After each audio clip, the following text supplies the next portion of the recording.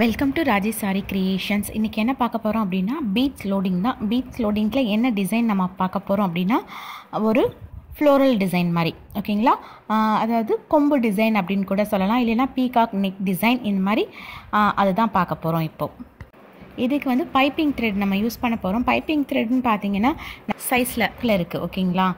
இப்போ இது ரெண்டையுமே பார்த்தா பார்க்குறதுக்கு ஈக்குவலாக இருக்கிற மாதிரி இருக்கும் உங்களுக்கு, ஆனால் நேரில் பார்க்கும்போது லைட்டாக டிஃப்ரென்ஸ் இருக்குது.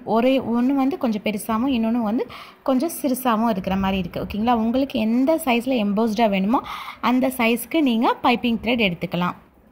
ஓகே, இந்த பைப்பிங் த்ரெட் வந்து ரொம்ப சின்ன பைப்பிங் த்ரெட். நான் இந்த ஸ்மால் பைப்பிங் த்ரெட் தான் யூஸ் பண்ண போகிறேன், ஓகேங்களா. இப்போது டிசைனை நல்லா நீட்டாக நான் என்ன பண்ணிட்டேன்னா பென்சிலால் ட்ரா பண்ணிவிட்டு இதில் வந்து க்ளூ கொடுத்து க்ளூ மேலே இந்த பைப்பிங் த்ரெட் வைக்க போகிறேன், ஓகேங்களா. இதுக்கு முன்னாடி நான் பைப்பிங் த்ரெட் கட் பண்ணும் போதே எக்ஸ்ட்ரா இருக்கிறத வந்து என்ன பண்ணியாச்சுன்னா க்ளூ போட்டு நான் வந்து அந்த எட்ஜஸ் வந்து ஸ்ப்ளிட் ஆகாமல் வச்சுருப்பேன், ஓகேங்களா. அதுதான் இப்போ நீங்கள் பார்த்தது. இப்போ நான் க்ளூ போடும் போது எக்ஸஸாக க்ளூ போடுவேன். எப்போயுமே நான் சொல்லுவேன், எக்ஸஸாக க்ளூ போடாதீங்க, நம்ம பஞ்ச் பண்ணும் போது நமக்கு என்ன ஆகும்னா நீடில் பஞ்ச் ஆகாது, கஷ்டப்படுவோம் அப்படின்னு சொல்லியிருக்கோம்ல. அது எப்படின்னு நான் காட்டுறேன் பாருங்கள். இப்போ க்ளூ சில இடத்துல நான் என்ன பண்ணுறேன்னா எக்ஸ்ட்ராவே போடுறேன், ஓகேங்களா. போட்டுட்டு அது மேலே நான் என்ன பண்ண போகிறேன்னா அந்த பைப்பிங் த்ரெட்டை ஃபிக்ஸ் பண்ணிடுவேன். ஃபிக்ஸ் பண்ணிவிட்டு நான் பஞ்ச் பண்ணி எடுக்கும் போது என்னோடய நீடில் வந்து ரொம்ப ஸ்டக் ஆகும், ஏன்னா அந்த க்ளூவில் வந்து மாட்டிக்கும். அப்படி ஸ்டக் ஆகும் போது நமக்கு ஸ்டிச்சஸ் வந்து கரெக்டாக வராது. பாருங்கள், எக்ஸஸாக அங்கங்கே கொஞ்சம் நிறையாவே என்ன பண்ணியிருக்கேன்னா அப்ளை பண்ணியிருக்கேன். இப்போ இதில் பைப்பிங் த்ரெட் வைக்க போகிறோம். பைப்பிங் த்ரெட் வைக்கும் போது நம்ம டைரக்ஷனுக்கு ஏற்ற மாதிரி நம்ம த்ரெட்டையும் நம்ம ரொட்டேட் பண்ணிட்டு வரணும், ஓகேங்களா. இப்போ வந்து இப்போது என்னோடய டிசைன் வந்து ரைட்லேருந்து லெஃப்ட்டுக்கு வந்து மூவ் ஆகுதுன்னா என்னோடய பைப்பிங் த்ரெட்டையும் நான் ரைட்லேருந்து லெஃப்ட்டுக்கு வந்து மூவ் பண்ணி வச்சுக்கணும். இந்த இடத்துல ரொம்ப ஜென்டிலாக நீங்கள் ஹேண்டில் பண்ணுங்கள், லைட்டாக வச்சுட்டு அதுக்கப்புறம் ஏதாவது சின்ன மைனர் சேஞ்சஸ் தெரிஞ்சிச்சுன்னா நீங்கள் அதை கரெக்ட் பண்ணிக்கலாம். ஓகே, பைப்பிங் த்ரெட்டை எந்த டைரக்ஷன் வேணுமோ அந்த டைரக்ஷனுக்கு நான் திருப்பிக்கிட்டேன். எக்ஸஸாக இருக்கும் பார்த்தீங்களா அந்த த்ரெட்டை அப்படி திருப்பலை அப்படின்னா நமக்கு வந்து ஈஸியாக அந்த டைரக்ஷனுக்கு ஏற்ற மாதிரி ரொட்டேட் பண்ண கஷ்டமாக இருக்கும், வராது.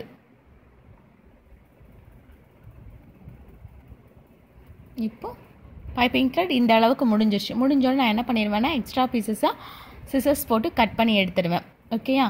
இப்போது இந்த வளைவு வந்து கொஞ்சம் ஷேப் வந்து மாறின மாதிரி இருக்குது, அதை மட்டும் நான் என்ன பண்ணிக்கிறேன்னா கை யூஸ் பண்ணி கரெக்டாக கொண்டு வந்துக்கிறேன். ஓகே, இப்போ கரெக்டாக வந்துருச்சு. இப்போது நம்ம கட் பண்ண த்ரெட் இருக்குது பார்த்தீங்களா, அந்த த்ரெட்டில் கண்டிப்பாக நம்ம என்ன பண்ணால் க்ளூ போட்டு செக்யூர் பண்ணி வச்சுக்கணும், ஓகே. இல்லைன்னா ஃபுல்லாக பிரிஞ்சுக்கிட்டே வரும், நமக்கு தான் வந்து 1 சென்டிமீட்டர்னாலும் நமக்கு தான் லாஸ் த்ரெட்டு. அதனால் நம்ம என்ன பண்ணிக்கலாம்னா இந்த மாதிரி க்ளூ போட்டு வச்சுன்னா ஈஸியாக ஃபாஸ்ட்டாகவும் ட்ரை ஆயிடும். இது வந்து B7000 க்ளூ நம்ம யூஸ் பண்ணியிருக்கிறது, ஓகேயா. இப்போது அடுத்து என்ன த்ரெட் எடுக்கிறோன்னா ஷூயிங் த்ரெட் எடுத்து இந்த மாதிரி நாட் போடும்போது உங்களுக்கு லூப் மாதிரி நிற்கக்கூடாது. இப்படி லூப் மாதிரி நின்றுச்சு அப்படின்னா ஃப்ரேமுக்கு கீழே இப்போ இந்த இடத்துல ஸ்டிச் போடுறேன்னு வச்சுக்கோங்களேன், இந்த மாதிரி என்ன ஆகும்னா அந்த லூப் நிற்கும். அப்படியே நம்ம ரொட்டேட் பண்ணி ஸ்டிச் பண்ணிட்டு வரும்போது ஏதாவது ஒரு நீடில் வந்து உங்களுக்கு இந்த லூப்பில் வந்து மாட்டிட்டு ஸ்டக் ஆக சான்சஸ் இருக்குது. ஸோ அதனால் கண்டிப்பாக என்ன பண்ணணும்னா எண்ணாட் போட்டுட்டு நம்ம வந்து சிசர்ஸ்னால லூப்பை கட் பண்ணி விட்டுட்டு தான் ஸ்டார்ட் பண்ணணும். கட் பண்ணியாச்சு. இப்போ கட் பண்ணால் இந்த மாதிரி தான் இருக்கும், லூப் இல்லாமல், ஓகே. இப்போ இது வந்து எந்த ஒரு அஃபெக்டும் ஆகாது நமக்கு நீடிலே பட்டாலும். இப்போது எண்ணாட்டும் போட்டாச்சு, ஓகேங்களா. போட்டுட்டு இப்போ ஃபேப்ரிக் கீழே நான் அந்த த்ரெட்டை பிடிச்சிக்கிட்டேன். இப்போது பஞ்ச் பண்ணி எடுக்கிறேன் பாருங்கள். இப்போது ஜிக்ஸாக் ஸ்டிச் போட ஸ்டார்ட் பண்ணிட்டேன். இப்போ இந்த இடத்துல தான் நான் க்ளூ கொஞ்சம் எக்ஸ்ட்ராவாக கொடுத்துருந்தேன், ஓகேயா. இந்த இடத்துலையும் இந்த வளைவில் அந்த க்ளூவில் நீடில் வந்து பஞ்ச் பண்ணவும் உங்களுக்கு என்ன ஆகும்னா நீடில் எடுக்க வராது. அது மட்டும் இல்லாமல் அந்த க்ளூ அப்படியே அந்த நீடில் என்ன ஆகுதுன்னா ஸ்டிக் பண்ணிக்கிட்டு திருப்பி நம்ம ப்ராப்பராக பஞ்ச் பண்ணி எடுக்கிறதுல கஷ்டப்படுவோம். ஓகே, எனக்கு நல்லா ஒட்ட ஆரம்பிச்சிருச்சு நீடிலில் க்ளூ. இந்த இடத்துல க்ளூ நிறையாவே இருக்குது, ஓகே. இப்போ நீடில் ஃபுல்லாக எனக்கு என்ன ஆச்சுன்னா க்ளூ நல்லா ஒட்டிக்கிடுச்சு. இதில் கூட தெரியுது பாருங்கள் லைட்டாக, நான் ஜூம் பண்ணி காட்டுறேன் பாருங்கள். இப்போது ஃபுல்லாக இப்போது நீடில் ஃபுல்லாக க்ளூ இருக்கிறனால ஈஸியாக என்னால் என்ன பண்ண முடியாதுன்னா பஞ்ச் பண்ணி த்ரெட்டை என்ன பண்ண முடியாதுன்னா இழுக்க முடியாது, ரொம்ப கஷ்டமாக இருக்குது எனக்கு இழுக்கிறதுல. ஸ்டிச்சஸே வந்து ரொம்ப டைம் எடுக்குது, அதே மாதிரி கரெக்டாக ஒரு செயின் ஸ்டிச் வரல. நீடில் ஃபுல்லாக பாதிக்கு வந்து என்ன ஆயிடுச்சுன்னா உங்களுக்கு கம் வந்து அப்படியே ஸ்டிக் ஆகிருக்கு. ரொம்ப கஷ்டப்பட்டு நான் பஞ்ச் பண்ணி த்ரெட்டை கரெக்டாக இழுக்கிறேன், அப்படின்னாலும் எனக்கு வந்து என்ன ஆகுதுன்னா வரல. நீடில் பார்க்கலாமா? இப்போ ஜூம் பண்ணி நீடிலோட அந்த கம் ஒட்டி இருக்கிறத காட்டுறேன் பாருங்கள். இப்போது உங்களுக்கு தெரியுதா? இப்போ ஜூம் பண்ணுறேன் பாருங்கள். அந்த இடத்துல நீடில் ஃபுல்லாக உங்களுக்கு வந்து என்ன இருக்குன்னா கம்மு தான் ஒட்டி இருக்குது. தெரியுதா? ஸ்மூத்தாக இல்லாமல் இந்த இடம் லைட்டாக ஸ்மூத்தாக இருக்குது, ஃபுல்லாக கம் ஒட்டி இருக்குது. இப்படி ஒட்டி இருக்கிறதுனால நம்மளால் என்ன பண்ண முடியாதுன்னா எடுக்க முடியாது த்ரெட்டை. ஸோ நீடிலில் உள்ள கம்மை நல்லா நீட்டாக எடுத்ததுக்கப்புறம் நம்ம ஜிக்ஸாக் ஸ்டிச் போடுறோம். ஓகேங்களா? கொஞ்சமாக கொடுத்தா நமக்கு இந்த பிரச்சனை வராது. அதுவும் கரெக்டாக அந்த லைன்லேயே கொடுத்து க்ளூ கொடுத்து ஸ்டிக் பண்ணிட்டா நமக்கு இந்த மாதிரி பிரச்சனை வராது. நம்ம க்ளூ நிறையா கொடுக்கும் போது தான் இந்த மாதிரி பிரச்சனை வரும். ஓகே, இப்போது ஜிக்ஸாக் ஸ்டிச் போடுறோம். இது வந்து நீங்கள் அப்படியே ஒரு பீகாக் டிசைன் மாதிரியே நீங்கள் கொண்டு வந்துடலாம். ஓகே, ஸ்டார்டிங் வந்து எங்கே கொண்டு வரேன்னு பாருங்கள். அந்த த்ரெட்டில் ரைட்லேருந்து லெஃப்ட் மூவ் பண்ண போகிறேன். ஒரு செயின் ஸ்டிச் கொடுத்து பக்கத்தில் ஒரு லாக் ஸ்டிச் கொடுத்துருக்கேன், திருப்பியும் ஒரு லாக் ஸ்டிச். ஓகேங்களா? அந்த த்ரெட்டோட ஒரு எட்ஜில் ஸ்டார்ட் பண்ணி இன்னொரு எட்ஜுக்கு கொண்டு போயிட்டு இந்த ஸ்டார்டிங் பண்ணியிருக்க பார்த்தீங்களா, அந்த எட்ஜை நம்ம என்ன பண்ணணும்னா க்ளோஸ் பண்ணணும். பீட்ஸ் வச்சு க்ளோஸ் பண்ணணும். பீட்ஸ் வச்சு க்ளோஸ் பண்ணுவோம். உள்ளே வந்து சர்க்கிள் வந்து ரொம்ப குட்டியாக இருக்குது. ஓகேங்களா? கர்வ். அப்போ நீங்கள் என்ன பண்ணணும்னா பீடு வந்து கம்மியாக எடுத்துக்கணும். ஓகே, அதே மாதிரி லோடிங் எப்படி பண்ணணும்னா கிராஸாக தான் பண்ணணும். இந்த ஆரோ மார்க் போட்டிருக்கேன் பார்த்தீங்களா, இப்படி கிராஸாக தான் பண்ணணும். ஃபஸ்ட் எடுத்தோடனே பீட் நிறையா வச்சு நம்ம என்ன பண்ணக்கூடாதுன்னா லோட் பண்ணக்கூடாது. அதனால் ஒரு 2 பீட்ஸ் வச்சு லோட் பண்ணுறேன். லோட் பண்ணிட்டு ஒரு ஸ்டிச் பக்கத்தில் ஒரு லாக் ஸ்டிச். அப்படியே த்ரெட்டை எங்கே கொண்டு போகிறேன்னா மேல் பக்கமாக கொண்டு போகிறேன். போயிட்டு ஸ்டிச் பண்ணுறதுக்கு முன்னாடி கொஞ்சம் கேப் கொடுக்குறேன். கேப் கொடுத்துட்டு ஒரு ஸ்டிச் கொடுக்குறேன். அந்த கேப்பில் தான் நான் என்ன பண்ண போகிறேன்னா லாக் ஸ்டிச் பண்ண போகிறேன். ஓகேயா? இந்த இடத்துல லாக் ஸ்டிச் பண்ணிட்டேன். எப்போவுமே பீடை லோட் பண்ணும்போது நம்ம என்ன பண்ணணும்னா லாக் ஸ்டிச் கொடுத்து தான் பீடை லோட் பண்ணணும். அப்படி லோட் பண்ணால் மட்டும்தான் பீட் நம்ம எந்த இடத்துல ஸ்டார்ட் பண்ணுறோமோ அதே இடத்துல ஃபினிஷிங்கில் நிற்கும். ஓகே, இப்போ பாருங்கள். இப்போ நான் 4 பீடு எடுத்திருக்கேன். இப்போ 4 பீடு வச்சு இந்த இடத்துல நான் லாக் பண்ணுறேன். 4 பீடு வச்சு லாக் பண்ணுறேன் அப்படின்னா என்ன ஆகும்னா இந்த கர்வ் ஃபினிஷிங் வந்து நீட்டாக வராது. ஓகேங்களா? அப்போ உள்ளே வந்து கொஞ்சம் பீடு எடுத்து அந்த கர்வ் வருது பார்த்தீங்களா, அது வரைக்கும் பீடோட அமௌண்ட்டை கம்மி பண்ணிடணும். கம்மி பண்ணிவிட்டு அந்த கர்வ்லேருந்து வெளியில் போகும்போது தான் நம்ம பீடோட கவுண்ட்டை இன்க்ரீஸ் பண்ணணும். இப்போ பாருங்கள், நான் என்ன பண்ணிட்டேன் அப்படின்னா ஃபஸ்ட்டு 2 பீடு போட்டுட்டு அதுக்கப்புறம் என்ன பண்ணுறேன் பீடோட கவுண்ட் இன்க்ரீஸ் பண்ணேன். இப்படி கவுண்ட் இன்க்ரீஸ் பண்ணிட்டேன் அப்படின்னா எனக்கு கிராஸ் வந்து ஒழுங்காக வராது. ஓகே, இப்போ பாருங்கள் 2 கிராஸ் போட்டேன். 3வது கிராஸ் எடுக்கும் போது பாருங்கள் கிராஸ் என்னமோ நீட்டாகவே அந்த ஒரு பார்த்தோன்னே ஒரு நீட்டாக வளைவு மாதிரி இருக்குமா. Okay, curve shape. அந்த கர்வ் ஷேப் வந்து எனக்கு இந்த இடத்துல மிஸ் மேட்ச் ஆகுது. ரைட்டா? அப்போ என்ன பண்ணணும்னா ஒரு கர்வே வராமல் இருக்கு பாருங்கள். கரெக்டாக ஸ்ட்ரெயிட் லைன் வர மாதிரி இருக்கா? பாருங்கள், ஸ்ட்ரெயிட்டாக வருதா? அப்படியே நான் கிராஸ் எடுத்தாலும் கொஞ்சம் கேப் விட்டு இருக்கா மிட்ட எல்லாத்துக்குமே.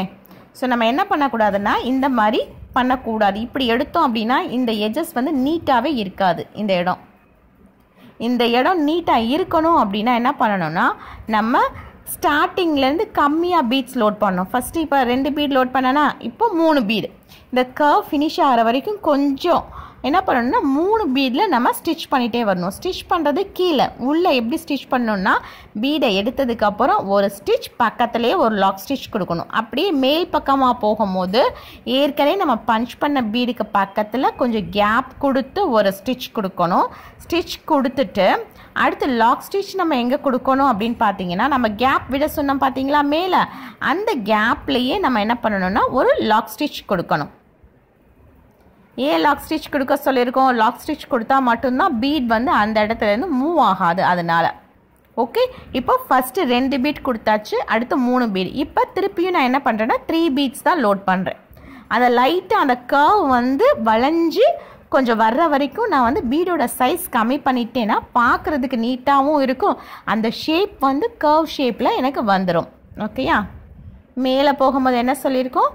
கொஞ்சம் கேப் விட்டு ஒரு ஸ்டிச், அந்த கேப்லேயே ஒரு லாக் ஸ்டிச் கொடுத்து த்ரெட் அப்படியே வெளியில் இழுத்தாச்சு.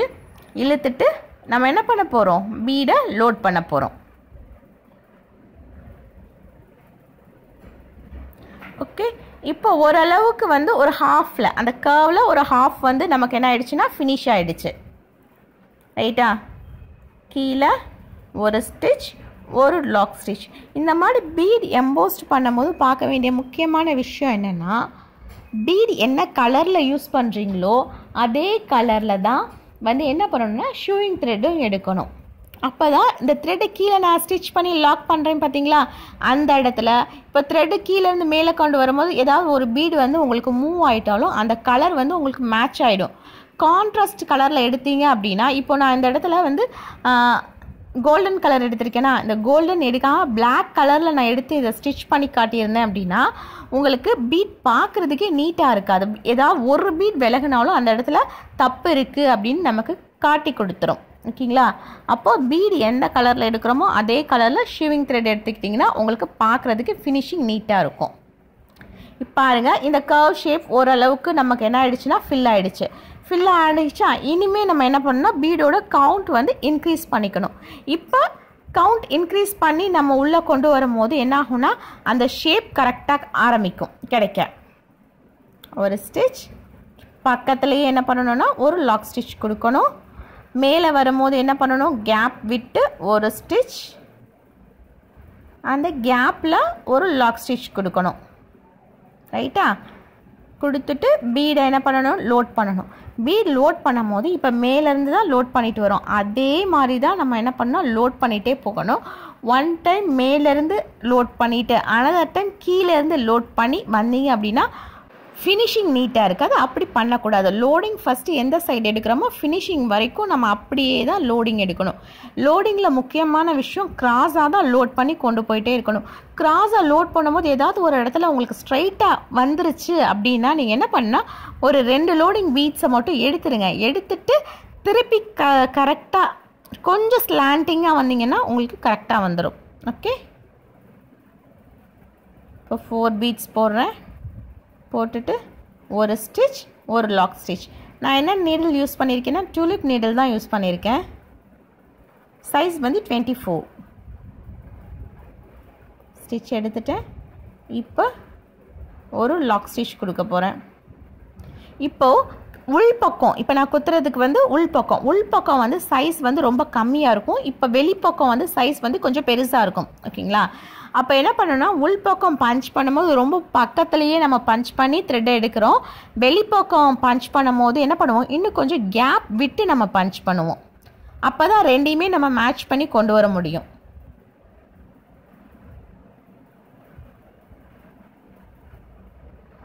ஃபோர் பீட்ஸ் எடுத்தாச்சு. ஒரு ஸ்டிச், ஒரு லாக் ஸ்டிச். இப்படி ஸ்டிச் லாக் ஸ்டிச் கொடுக்கும் போது ஏற்கனவே உள்ள பீடுக்கு ரொம்ப பக்கத்தில் தான் இருக்கணுமே தவிர என்ன பண்ணக்கூடாது, கேப் வந்து விழுந்துடக்கூடாது. அப்படி கேப் விழுந்துருச்சுன்னா ஃபைனலாக பார்க்குறதுக்கு நீட்டாக இருக்காது. ஓகே, மேலே வந்துட்டு என்ன பண்ணணும், கொஞ்சம் கேப் கொடுக்குறது நல்லாவே தெரியுதா எந்த இடத்துல ஸ்டிச் கொடுக்குறேன் அப்படின்னு. இந்த அளவுக்கு கேப் கொடுத்து ஸ்டிச் கொடுத்துட்டு அந்த கேப்பில் நான் லாக் ஸ்டிச் கொடுக்குறேன். அப்போ லாக் ஸ்டிச் கொடுக்கும்போது இந்த இடத்துல தான் உங்களுக்கு என்ன ஆகும்னா என்னோடய பீடு வந்து லோட் பண்ண ஆரம்பிக்கும். ஓகே, லோட் பண்ணிட்டேன். இப்போ ஒரு ஸ்டிச் ரொம்ப பக்கத்துலேயே நான் என்ன பண்ணுவேன்னா லாக் ஸ்டிச் கொடுப்பேன். ஸ்டார்டிங்கில் எதுக்கு பீட்டோட கவுண்ட் கம்மியாக கொடுத்துருக்கோன்னா நமக்கு அந்த கர்வ் ஷேப் நல்லா நீட்டாக வளைஞ்சு வரணும் அப்படிங்கிறதுக்காக. வளைஞ்சு ஓரளவுக்கு வந்ததுக்கப்புறம் நம்ம பீடோட கவுண்ட் வந்து இன்க்ரீஸ் பண்ணியிருக்கோம். ஓகே, ஒரு ஸ்டிச் பக்கத்துலேயே லாக் ஸ்டிச் கொடுத்துட்டு அப்படியே த்ரெட்டை வெளியில் இழுத்து இந்த இடத்துல என்ன பண்ணணும், பீடை லோட் பண்ண போகிறோம். இப்போ நீங்கள் இந்த ஸ்டிச்சையே வந்து டியூலிப் நீடில் 24 போடாமல் அயன் நீடிலில் போட்டிங்கன்னு வச்சுக்கோங்களேன், உங்களுக்கு டைம் ரொம்ப சேவ் ஆகும். ஏன்னா டியூலிப் நீடிலில் மேக்ஸிமம் 4 to 6 பீட்ஸ் தான் உங்களுக்கு லோட் பண்ண முடியும். ஆனால் அயன் நீடிலில் ஒன் டைமுக்கு நீங்கள் எவ்வளோ லோட் பண்ணலான்னா மினிமம் 12க்கு மேலேயே நீங்கள் லோட் பண்ணிக்கலாம். அப்படி லோட் பண்ணும்போது உங்களுக்கு டைம் சேவ் ஆகும். ஓகேயா, இது பிகினர்ஸ் ஃபஸ்ட்டு இன்னும் ஃபஸ்ட்டே எனக்கு போட வரல அப்படின்னு சொல்கிறவங்க நீங்கள் என்ன பண்ணிக்கலாம்னா இந்த நீடிலில் யூஸ் பண்ணிக்கோங்க, டியூலிப் நீடில் யூஸ் பண்ணிக்கோங்க. ஆனால் பெரிய பெரிய ஆர்டர்ஸ் நீங்கள் போடும் போது கண்டிப்பாக நீங்கள் வந்து அயன் நீடிலில் போட்டால் தான் டைம் வந்து உங்களுக்கு சேவ் ஆகும். சீக்கிரமும் நம்ம ஃபினிஷ் பண்ணி நம்ம ப்ராஜெக்டை முடிக்க முடியும். அயன் நீடில் ஃபஸ்ட்டு நீங்கள் எப்படி ப்ராக்டிஸ் பண்ணணும்னா எம்டி ஃப்ரேமில் நீங்கள் என்ன பண்ணணும்னா பஞ்ச் பண்ணி ஒரு 10 டைம்ஸாவது வந்து எடுத்துக்கணும். ஏன்னா அந்த எஜஸ் வந்து ரொம்ப ஷார்ப்பாக இருக்கும், நம்மளோட கிளாத்தை வந்து பிடிச்சி இழுக்கும் சில நீடில்ஸ். ஓகேங்களா? அப்போ எஜஸ் வந்து நீங்கள் கொஞ்சம் பஞ்ச் பண்ணி பார்த்துட்டு அதுக்கப்புறம் நீங்கள் ஸ்டார்ட் பண்ணிங்கன்னா கொஞ்சம் நீட்டாக இருக்கும். அது பிளெண்ட் ஆக ஆக உங்களுக்கு ஸ்பீட் நல்லாவே வரும். ஆரம்பத்தில் லைட்டாக கண்டிப்பாக கிளாத்து பிடிச்சி தான் இழுக்கும். அதுக்கப்புறம் ப்ராக்டிஸ் பண்ணிட்டோம் அப்படின்னா டுலிப் நீடலை விட நமக்கு அது வந்து ரொம்ப கன்வீனியண்ட்டாக இருக்கும். ஃபர்ஸ்ட்லேருந்து லாஸ்ட் வரைக்கும் நம்ம என்ன பண்ண போகிறோம்னா அதே சைஸ்க்கு அதே க்ராஸாகவே வந்திருக்கு பாருங்கள்.